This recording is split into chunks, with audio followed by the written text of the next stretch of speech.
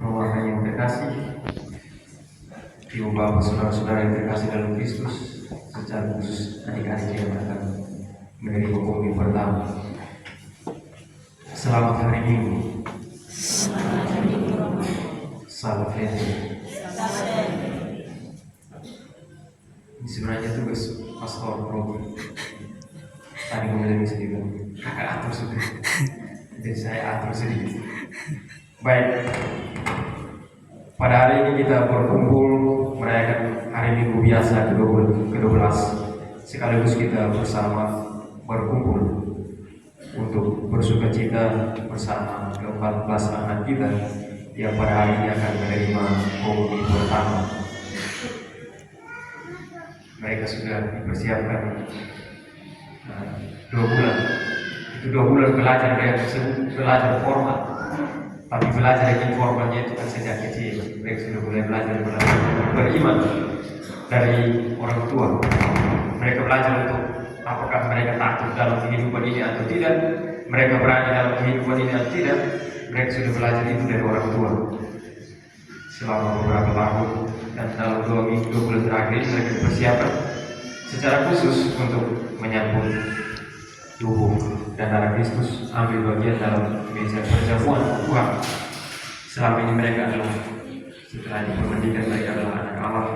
Sekarang mereka boleh mengalami kekeluargaan ilahi itu secara lebih inti dengan mengambil bagian di dalam meja perjamuan Kristus. Tadi pertanyaan kedua mereka jawab bilang apa? Tadi kamu jawab yang pertanyaan kedua bilang apa?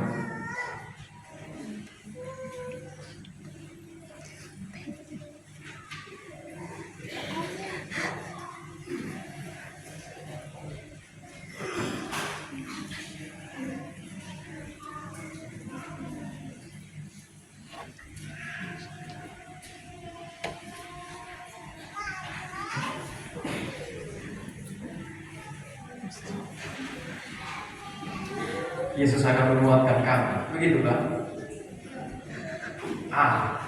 Ini mereka tidak yakin. Baik, jadi saya mulai dengan membawa bapak mama adik-adik sekalian kita kembali di minggu kemarin. Bacaan-bacaan minggu kemarin itu Yeskiel bilang begini, membuat Yeskiel bilang begini, Tuhan Allah bilang begini. Nanti pada suatu hari aku akan menumbuhkan satu pohon. Aku akan mengambil pohon itu dari puncak gunung lalu tanam di puncak gunung. Dan dari pohon itu akan banyak datang burung-burung. Burung-burung dari mana saja datang dan berkumpul di bawahnya, bernaung di bawahnya. Lalu kemudian Yesus juga dalam Injil kemarin dia bilang, ini kerajaan Allah sampai Allah itu seperti biji sesawi yang kecil. Tapi kemudian ketika dia sudah tumbuh dan besar, burung apapun bisa datang dan bernaung di bawahnya. Yang tidak diperkirakan oleh orang-orang Israel. Nubuat Yeskiel ngomong tentang pohon. Yang tidak ada dalam pikiran orang-orang Israel itu adalah bahwa pohon seperti apa. Kita tahu bahwa pohon itu adalah salib yang ditanam di bukit Golgota. Dan buah salib itu adalah keselamatan. Di dalam salib itu kita boleh mengalami kehidupan baru seperti tadi dikatakan oleh Satu Paulus dalam bacaan kedua. Kita boleh mengalami kehidupan baru itu melalui hidup Kristus yang kita alami melalui 2 hal yang paling penting di dalam Gereja Katolik, sakramen Ekaristi dan sakramen rekonsiliasi. Dua sayap yang membawa kita ke surga. Jadi kalau adik-adik hanya kopi saja tapi bertahun-tahun tidak ingat untuk terima sakramen rekonsiliasi, itu seperti burung yang satu sayap saja, dia tidak bisa terbang.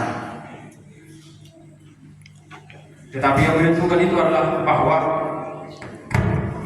Ekaristi dan sakramen rekonsiliasi itu mengambil bentuk yang paling nyata itu di dalam salib. Salib di atas puncak Golgota itu bagi orang Yunani itu skandal.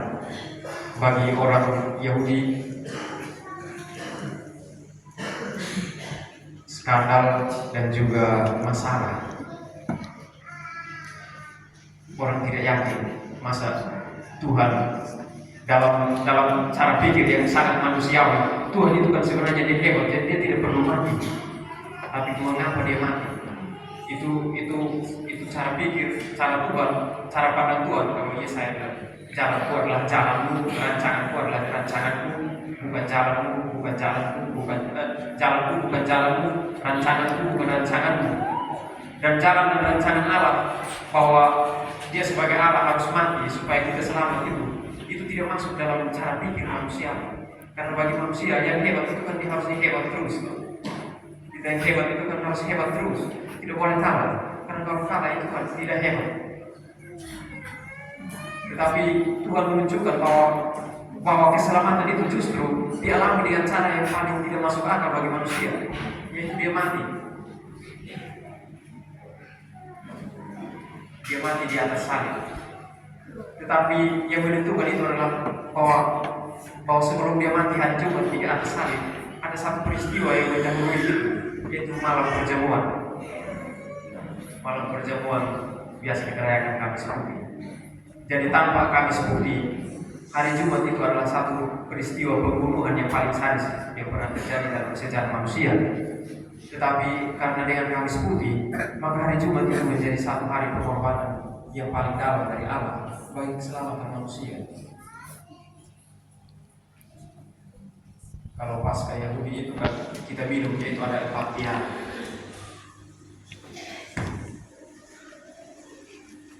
Biasanya dalam Paskah Yahudi itu ada 4 piala. Yesus minumnya itu 3 piala. Maka orang-orang Yahudi biasa bilang begini, Yesus itu bilang dia rabi, bilang dia guru, tapi kok sebagai guru, sebagai rabi, masa Paskah Yahudi itu dia potong setengah saja. Karena kalau kita baca dalam Injil itu, setelah mereka nyanyi lagu puji-pujian, setelah minum piala ketiga, lalu diikuti dengan lagu Mazmur puji-pujian itu Mazmur 115 sampai 118. Setelah kita baca itu dalam Injil Lukas dan Injil Markus, setelah mereka menyanyikan lagu puji-pujian, mereka keluar meninggalkan itu. Maka orang Yahudi tanya, lalu yang piala keempat itu di mana? Oh, dia sebagai orang Yahudi, dia sebagai imam, sebagai guru, masa dia tidak menyelesaikan ini Paskah itu? Itu sama seperti kita Ekaristi begini, setelah doa syukur agung, Roh bilang kamu belum sudah. Jadi kita belum apa-apa, kita syukur. Jadi orang-orang Yahudi selalu bertanya-tanya, kenapa Yesus ini dia piala ketiga selesai lalu dia kemudian pergi. Bahkan keluar pergi ke, kalau Injil Yohanes kita baca bahwa dia pergi ke Bukit Zaitun. Nah, momennya, poinnya adalah di situ, bahwa piala keempat itu dia minum di atas salib ketika dia haus, lalu kemudian mereka kasih dia ini bunga dengan anggur itu dan dalam hisop. Lalu setelah dia mengucap itu dia berkata dalam selesai sudah. Artinya apa? Ekaristi Paskah yang dia mulai dari ruang perjamuan itu dibawa sampai di atas Bukit Golgota. Maka dengan demikian Paskah Yahudi itu secara sempurna disatukan di dalam Kristus. Maka ketika Allah bilang nanti saya akan menumbuhkan di atas puncak gunung sebuah pohon di mana semua orang akan datang dan berdiam di dalamnya, semua jenis burung akan datang dan berdiam di dalamnya. Di situ kita mengalami bahwa keselamatan itu dikhususkan. Peristiwa salib itu bukan hanya bagi orang Yahudi, tetapi bagi kita juga yang ada di Sonrain ini. Bahwa tanpa peristiwa salib kita mungkin tidak termasuk dalam kalangan orang Israel baru. Karena apa? Yang namanya adat itu kan kita tidak bisa masuk ke orang pun adat. Adat Yahudi, Taurat Yahudi itu kan untuk orang Yahudi. Maka kita ini yang lain ini kan tidak bisa masuk. Masa kami orang Indonesia yang datang ngomong untuk kampung adat ini orang ini baru naik. Ini kan tidak mungkin toh. Jadi kalau kita urus adat, yang ini kan kami yang lain ini kan tidak bisa datang ngomong sembarang. Karena ini punya. Tetapi dengan peristiwa salib itu, keselamatan itu bukan hanya untuk orang Yahudi, tetapi untuk semua orang. Semua orang dalam pengertian bahwa orang-orang yang menerima Yesus itu sebagai Tuhan. Yang tidak terima kan tidak mungkin mengalami itu. Dan kalau dikatakan bahwa semua jenis burung datang, memang semua jenis burung datang. Bukan hanya burungnya orang Israel, tapi burungnya orang lain juga. Artinya apa? Kita semua yang bukan pemilik dan yang pemilik, kita masuk semua ke dalam itu, dan kita boleh bernaung di dalamnya itu. Yang di dalamnya itu adalah apa? Yang kita kenal dengan gereja yang sekarang ini. Bahwa di dalam gereja ini semua orang boleh bersatu. Maka Santo Paulus bilang apa? Tidak ada lagi orang Yahudi atau orang Yunani, orang merdeka atau orang ini tuan atau budak, tidak ada lagi hamba atau bos, tidak ada lagi perempuan atau laki-laki, tapi semuanya satu di dalam Kristus. Karena di dalam Kristus kita semua disatukan sebagai satu tubuh mistik Kristus yang disebut sebagai gereja. Dan di dalam gereja itu kita semua disatukan, kita semua diangkat menjadi anak-anak Allah. Maka tadi Santo Paulus bilang dalam bacaan kedua, dia bilang ini, kalau kamu semua, kalau Kristus ada di dalam dirimu, maka kamu menjadi manusia baru. Tandanya kita menjadi manusia baru itu adalah apa? Ketika kita dipermandikan. Kita ini lahir sebagai anak bapa dan mama tertentu. Artinya kita lahir dari ini saya Indonesia, saya bapa nafsu Indonesia dan mama istri Indonesia. Artinya saya lahir sebagai orang Indonesia. Itu lahir yang daging dalam bahasa Santo Yohanes dalam Injil. Orang yang lahir dari daging, kita lahir dari daging dan darah, dari orang tua ini, dari mama dan papa ini. Itu kita lahir dari bawah. Tetapi Yesus bilang apa? Orang hanya bisa lahir dari atas itu, yang bisa pergi ke atas. Maka ketika kita dipermandikan, kita dimeteraikan dan kita diangkat sebagai anak Allah, kita lahir dari atas. Maka kalau mulai hari ini, hari ulang tahun itu jangan hanya ulang tahun yang lahir dari bapak dan mama, mesti hari ulang tahun yang lahir dari pastor dan gereja. Permandian.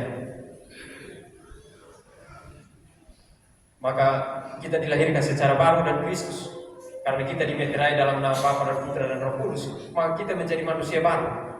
Karena kita manusia baru di dalam Kristus, maka kita boleh ambil bagian di dalam meja Kristus. Kalau tanpa itu kita tidak bisa. Siapa yang dia tidak ini dipermandikan, dia boleh masuk ke sini? Kan tidak bisa. Hanya orang mengambil bagian dalam keilahian Kristus itu yang boleh mengambil bagian di dalam makanan ilahi Kristus. Maka ketika kita disatukan di dalam Ekaristi, arti kita yang sudah disatukan di dalam sakramen permandian, kemudian secara lebih erat lagi disatukan di dalam Kristus. Namun kalau kita sudah sambut, kita sudah terima sakramen, kalau kita sudah hidup, itu tidak berarti bahwa kita baik-baik saja. Tuhan tidak mengatakan bahwa kalau kamu sudah sambut saya, sudah permandian, kalau kemudian kamu bisa senang-senang saja. Peristiwa salib menunjukkan bahwa hidup kita selalu ada tantangannya, seperti kita dengar dalam Injil hari ini, bahwa ketika mereka sudah bersama dengan Yesus, mereka sudah tidur bangun dengan Yesus, mereka jalan sama-sama dengan Yesus, masih saja badai datang. Artinya apa? Kita ini sudah percaya Yesus, tetapi bukan berarti bahwa dengan percaya Yesus kita semua ini bebas dari masalah. Justru masalah itu menjadi tanda apakah kita boleh tetap setia, tetap tabah di dalam kesatuan kita dengan Kristus, atau kita lari tinggalkan itu. Ketika kita sudah disatukan secara lebih erat dalam Kristus, yang menjadi soal adalah apakah kita tetap setia ketika kita mengalami masalah, ketika kita mengalami persoalan di dalam hidup, apakah kita lari? Gereja, Paus Benediktus bilang gereja itu kan seperti kapal. Jadi kalau kita seperti kapal ini, kalau kita di kapal, kalau dia gelombang, mau lompat ke laut, tidak bisa. Yesus mungkin diam. Kadang-kadang Yesus itu seperti itu, dia tidur. Sampai-sampai kita rasa Tuhan ini tidak perhatikan kita. Saya ini sudah doa sungguh-sungguh, sudah berlutut sampai lutut dongko ini ngilu semua, tapi macam Tuhan ini tidak peduli. Tetapi kalau kita percaya bahwa seperti dikatakan oleh Tuhan, mengapa kamu tidak percaya? Kalau kamu percaya bahwa saya ada dengan kalian, mengapa kamu takut? Jadi mulai hari ini, adik-adik ini, nanti mulai hari ini kamu mulai lebih erat bersatu dengan Tuhan. Tadi bilang apa? Ini tadi Romo tanya kamu jawab supaya Tuhan datang dan tinggal di dalam hati kamu. Itu Tuhan datang ini kalau kamu sudah doa aja tidur, Pak. Kalau kita tidak mencoba untuk berkomunikasi dengan Tuhan, maka Tuhan akan meninggalkan kita seperti itu. Kadang-kadang Tuhan juga buat kita mungkin baik, mungkin betul juga Yesus ini dia sengaja tidur supaya orang cari dia. Karena kalau misalnya dia sama-sama dong, sama-sama sampai tidur, pasti dong sampai peduli dan dia. Karena apa? Ini mereka baru kenal dia. Dia di guru, ini. So tahu lah ini dia bisa bantu kita pesona. Tetapi karena dia tidur, mereka merasa perlu memanggil dia. Karena seandainya kalau mereka sama-sama berjaga pasti dong sibuk. Ini mulai baku rampas ini jergen dan apa dong, supaya kalau misalnya kapal ini terbalik ya kita baku rampas barang supaya kita bisa selamat. Tetapi karena dia tidur, mereka memungkinkan mereka untuk mencari dia dan meminta pertolongan pada dia. Maka kalau kita sudah beriman juga, kadang-kadang Tuhan mungkin itu. Dia kadang-kadang dia tidur seperti itu. Bukan berarti bahwa dia tidak menyertai kita, tetapi bahwa dia ada beserta kita dan seringkali dia membuat kita supaya kita kuat. Kalau anak yang kita yang masih kecil itu kalau Papa mama mereka kan ajar kita yang pernah kecil. Kadang-kadang papa kasih lepas dia, biar supaya dia tahu. Kalau dia bermain baru dia jatuh, waktu udah bilang kasih lepas, supaya dia belajar bangun. Atau dia pegang pisau, waktu udah bilang kasih lepas, nanti dia tangan luka baru dia sadar. Jadi seringkali Tuhan mengajar kita dengan cara yang paling sederhana. Tetapi dengan adik-adik menyambut tubuh Kristus seperti kita sebagai orang-orang yang disatukan secara lebih erat dalam Kristus boleh mengalami bahwa Tuhan selalu hadir, Tuhan selalu menyertai kita, Tuhan selalu mendampingi kita, bahkan dalam hidup yang paling berat sekalipun Tuhan tidak pernah meninggalkan kita. Kalau dalam kejadian itu kita baca dalam kejadian bab pertama itu dikatakan bahwa langit berbentuk apa segala macam itu bab pertama itu, dan roh Allah melayang-layang di atas. Hari ini kita dengar bahwa ketika gelombang ini Tuhan ada tenang-tenang di atas kapal. Tetapi ketika dalam kejadian ketika Tuhan mulai bilang ini jadilah ini mulai jadi. Sama dengan hari ini dalam Injil dia mulai tenang, diamlah, tenang dan diam. Artinya apa? Allah yang akan disambut oleh adik-adik adalah Allah yang mampu membangun, mampu Allah pencipta yang mampu menunjukkan kepada kita bahwa di tengah segala macam persoalan dia tetap mampu menyelamatkan kita, asal kita percaya dan pergi mencari dia. Yang terakhir, ya jangan terlalu panjang. Paus Fransiskus bilang ini, pastor ini jangan terlalu panjang nanti orang tidur. Tapi dong tidur kan ini malam mau pesta ya. Ada satu anak, dia lahir tahun 91.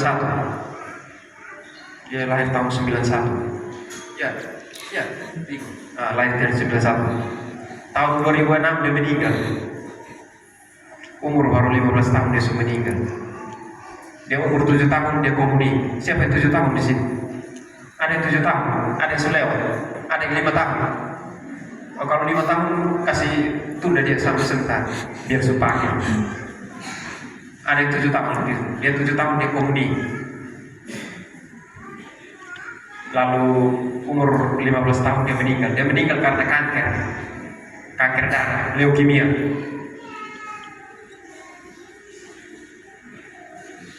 Tahun berapa ya? Tahun 2020, waktu bongkar dia kubur, dia badan masih bagus, masih ganteng.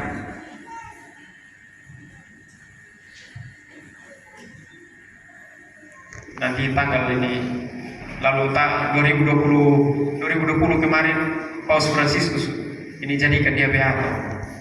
Dia papa dan mama masih hidup. Nanti tanggal 1 Juli ini dia dikanonisasi jadi santo.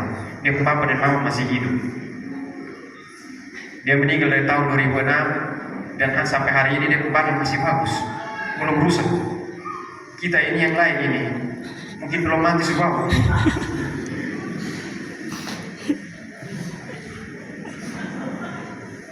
Ya, apalagi kami yang biasa tidak mandi.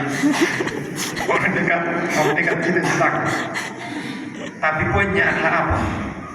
Anak ini dia bilang begini, adik-adik, kamu dengar. Dia bilang begini, dia bilang Ekaristi itu jalan tol menuju surga. Jalan tol, adik-adik dong belum pernah lihat jalan tol. Jalan tol itu macam begini nih. Ini yang ini nih. Kita jalan Cepasa, jalan tol. Nanti Bapak Dom, nanti kamu tanya di Bapak Dom bisa tahu jalan tol. Oh anjir susah sampai di Jakarta, bisa tahu jalan tol. Jalan tol itu yang jalannya itu ini. Pokoknya sampai ada halangan apa-apa. Dan ini anak yang bilang Ekaristi itu jalan tol menuju surga. Dan benar. Dia sampai sekarang dia badan tidak rusak ya. Itu artinya apa? Ketika kita doa bilang kebangkitan badan, yang badan bangkit itu kira-kira seperti itu. Ini dia meninggal tahun 2006, ini sekarang tahun 2024, dia badan masih bagus. Tapi ada yang sudah meninggal 300 tahun, tapi badan masih bagus. Karena apa? Mereka hidup dari Ekaristi. Mereka hidup dari Ekaristi. Tetapi tidak hanya Ekaristi, karena ada sakramen pengakuan. Kalau hanya Ekaristi itu sampai bisa. Ini anak, ini dia umur kecil, dia tiap minggu dia terima sakramen pengakuan. Kita 1-2 tahun pastor pengumuman ini apa Natal Paskah kita mau komuni juga dapat sedikit orang. Mungkin karena itu kita belum mati juga kita sebab. Jadi mengapa Ekaristi itu kalau Tuhan bilang yang makan tubuhku dan minum darahku akan hidup, itu seperti itu. Artinya apa? Ini anak ini dia mati dan dia belum rusak. Itu semacam artinya kita yang lain ini mungkin badan rusak. Ada santo yang lain juga badan rusak tapi belum santo. Tapi ini dia badan belum rusak. Sama dengan macam Padre Pio yang sudah lahir meninggal dari tahun 60-an itu sampai sekarang badan masih bagus. Orang-orang itu mereka hidup dari Ekaristi. Tidak semua badan bagus mereka. Ada banyak santo yang badan sudah hancur, tulang belum kita saya bisa lihat lagi. Tetapi buktinya apa? Bahwa dengan cara yang sederhana, hal-hal yang 1-2 begitu, tanda bahwa kebangkitan badan yang dijanjikan oleh Kristus ketika orang menyambut tubuh dan darahnya itu adalah sesuatu yang nyata, sesuatu yang bukan omong kosong. Ini bukan macam kita datang ini karena kamu baru kenal saya jadi saya tipu kamu sedikit, tidak. Tuhan memang kita tidak kenal dia, tetapi kita perlu percaya. Seperti dia tanya ke murid-murid ini hari, kenapa kamu tidak percaya? Kalau kamu lihat dia, ini dia badan masih bagus, lalu kenapa kamu tidak percaya saya? Atau kalau kamu sudah percaya tapi kamu masih ragu-ragu, ini masalah sedikit mulai maki-maki. Tuhan ini dia ada di mana? Dia itu tidak pernah. Jadi kita semua dengan dipanggil sebagai anak Allah, lalu kemudian disatukan di dalam Ekaristi. Ketika Tuhan bilang yang makan dagingku, minum darahku, ia akan hidup selama-lamanya. Dan kehidupan selama-lamanya itu dimulai dengan tanda-tanda yang sederhana semacam itu. Artinya apa? Ketika kita menyambut ini, supaya adik-adik tadi bilang ini, supaya Tuhan datang dan tinggal di kami jiwa, itu seperti itu. Artinya apa? Tuhan dengan kita menyambut dia datang, hadir di dalam hidup kita, dan menguatkan kita, menyertai kita, seluruh perjalanan hidup kita. Dan kalau kita sambut dia punya Ekaristi, dia Carlo Acutis, itu anak nama Carlo Acutis. Carolus Acutis. Siapa nama Carolus? Itu sama. Jadi kalau Carlo dibilang ini anak, dibilang Ekaristi itu jalan tol menuju surga. Artinya kalau Padre Pio dibilang begini, kalau kamu bisa memahami betapa agungnya Tuhan yang membuat Ekaristi bagi manusia, maka kamu akan berjuang supaya tidak terlambat Ekaristi. Jadi Papa dan Mama punya tanggung jawab untuk menumbuhkan di dalam hati anak-anak kerinduan yang bersifat tetap akan Ekaristi sebagai makanan kehidupan abadi bagi anak-anak, tetapi juga bagi kita semua. Jadi ketika kita semua berjalan bersama Kristus dengan makanan yang diberikan kepada kita boleh berjalan bersama Kristus dan kita tidak perlu takut kalau misalnya dalam kehidupan, dalam perjalanan hidup ini kita mengalami banyak masalah, karena kita percaya bahwa Tuhan akan selalu menyertai kita, bahkan dia selalu menyertai kita dalam Ekaristi setiap hari. Percaya atau tidak? Amin. Sudah.